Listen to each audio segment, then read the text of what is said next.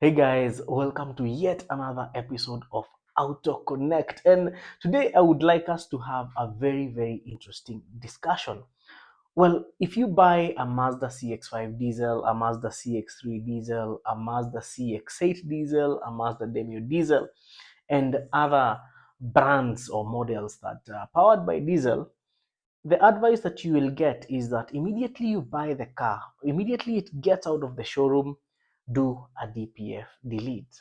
By the way, we have been culprits of advising you to do that, but as time has gone by, it seems that doing a DPF delete is not the most effective way of dealing with DPF problems. And on this particular episode, we are going to give you alternatives to doing a DPF delete, ways that will make sure that your car is in safe operating conditions and still will not emit harmful gases to the atmosphere and make us all sick and tuanze kupata all forms of respiratory infections.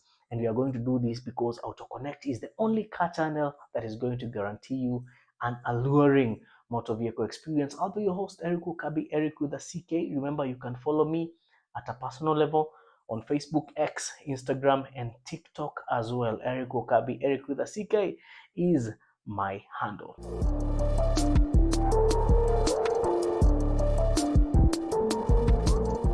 And now, let's get up close and candid with some of these alternatives. Before we can go into these alternatives, we must first of all start by understanding what a DPF is. Well, in full, DPF means diesel particulate filter, and its function is to filter the soot that comes from incomplete combustion. Every time there is combustion, especially diesel combustion, there is some particles, or there are some particles that are left, particles of soot. And what the DPF does, it filters them and makes sure that the smoke that is coming out of the exhaust pipe does not have any soot. Well, a DPF is something that is feared by most Kenyans, or even most people in the African space, especially those who are operating diesel passenger vehicles. And the DPF basically cleans or burns out that soot. How does it do this? Well, you're told every time you buy a diesel vehicle, especially one with a DPF, you have to drive it for long distances so that the DPF can regenerate. So what is this regeneration? This is the process where the carbon particles that have been trapped in the pores of the DPF are burnt. Yes, and this is so you're told to drive for long distances so that the exhaust gases can be hot enough to burn these particles. Now, there are two types of DPF regeneration, and I would like us to use a very easy allusion so that we can understand how regeneration occurs. Now, as human beings, we have nostrils, and in our nostrils, kuna tunywele huko ndani. So picture this, you just walk in a dusty place or you're in a dusty room and you sneeze. So when you sneeze, there are kuna mucus hutoka, and I know this may sound gross. Ukiziangalia, sometimes utaona vumbi, ama if you've been in a place that is smoky, utaona some particles huko. Now that is passive regeneration. Na sasa, there is the second one. Now, the second one is where you blow your nose. Ile unachukua handkerchief, then or prrr. Different people have different sounds.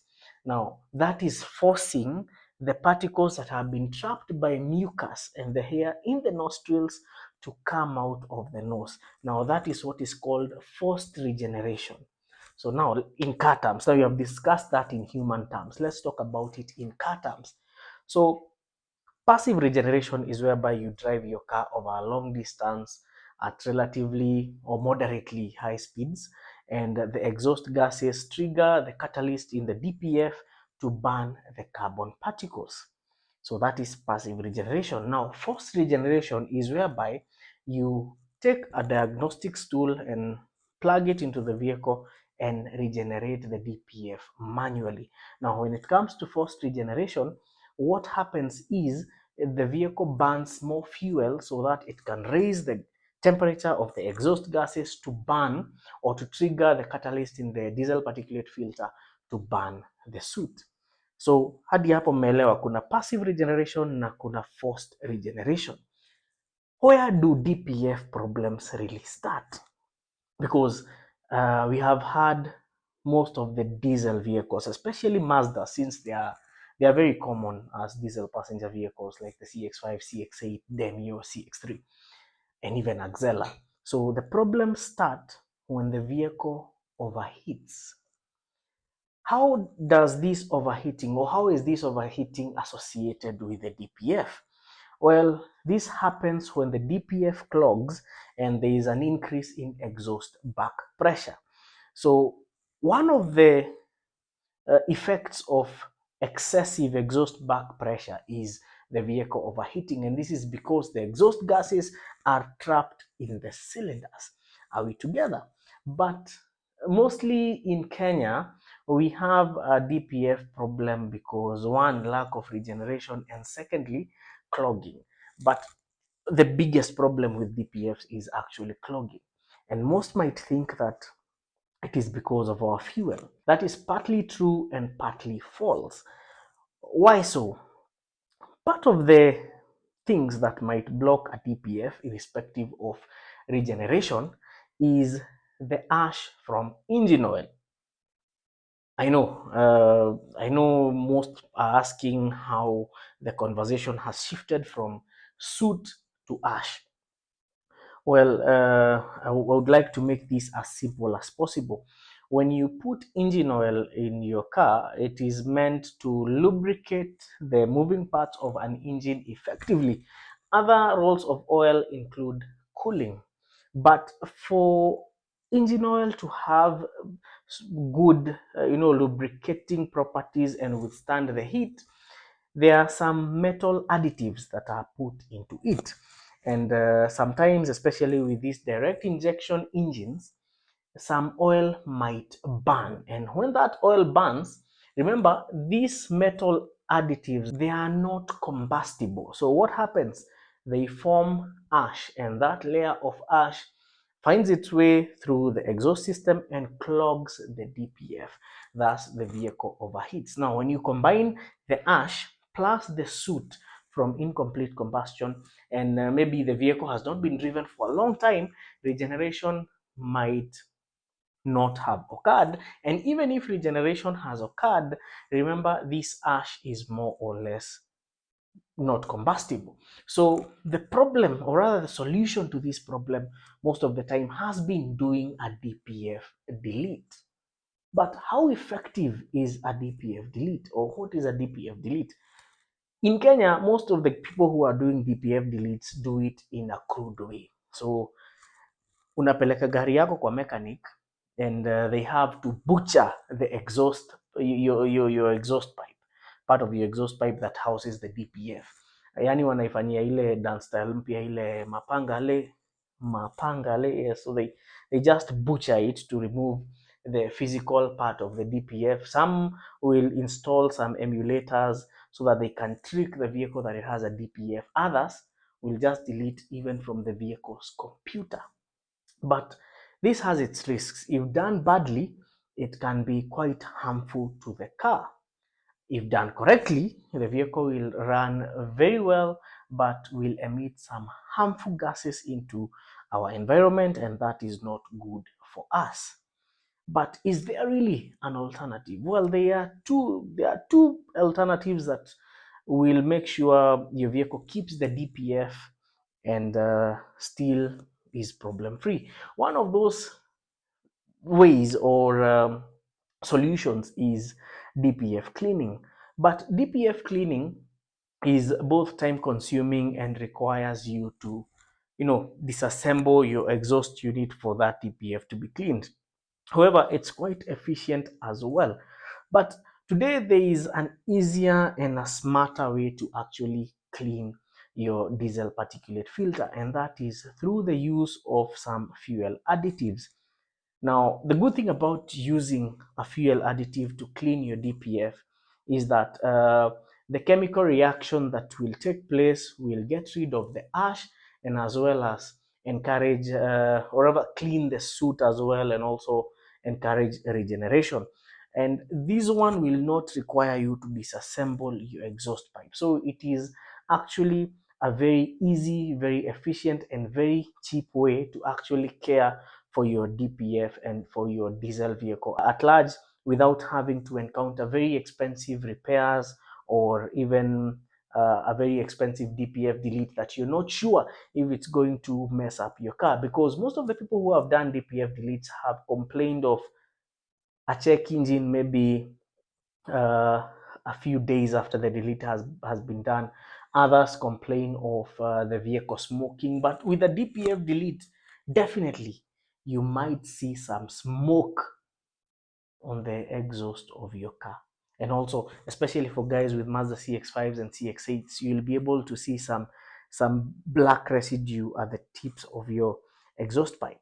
Now, this way is using additives in your diesel is, very, very effective, because you'll get to keep your DPF.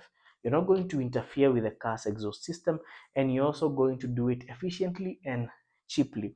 Now, in the market in Kenya, there are some products that have been introduced to clean the DPF, and one of the products is this DPF Cleaner and Restorer. So what this does, according to the manufacturer, it's supposed to clean the soot and also the ash, plus also restore the DPF.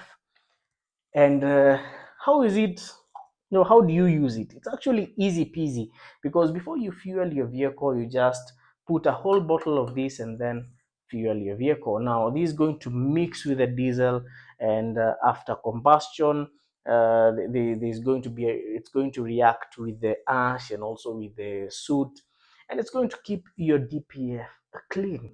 Now, if you want to test out this product, it's sold by Zado East Africa. So you can take a look and get to test it. And if you want to buy it, you can call Zado East Africa. Also, you can get it through the link in the description below. And we are advocating for people, especially who are driving Mazda diesels. Please try this and see if you can get to keep your vehicle clean. Now, what about the intervals? If you're cleaning your DPF manually, that is disassembling the DPF unit and having it cleaned, that will cost you around 6,000 Kenya shillings. If you're doing a DPF delete, it will cost you between 13,000 all the way to 20,000 Kenya shillings. But if you're using this product, it's going to cost you 2,000 Kenya shillings. And what are the cleaning intervals for your DPF? Now, according to what this product says, this DPF cleaner says, it says you should actually clean your DPF every 5,000 kilometers. Yeah, which I think is it's quite a good interval. And that way you will keep your vehicle healthy. You don't have to remove the DPF, and also you don't have to emit some harmful diesel emissions in our beautiful environment. So what do you think is the most effective way? Is it by using this product? Is it by cleaning it manually? Or is it by removing it completely? I hope this has been an insightful episode. I've been your host, Eric Okabi, Eric with a CK. See you on the next episode, and tell us, what do you think about DPF delete versus using diesel additives to clean it? Over and out, guys.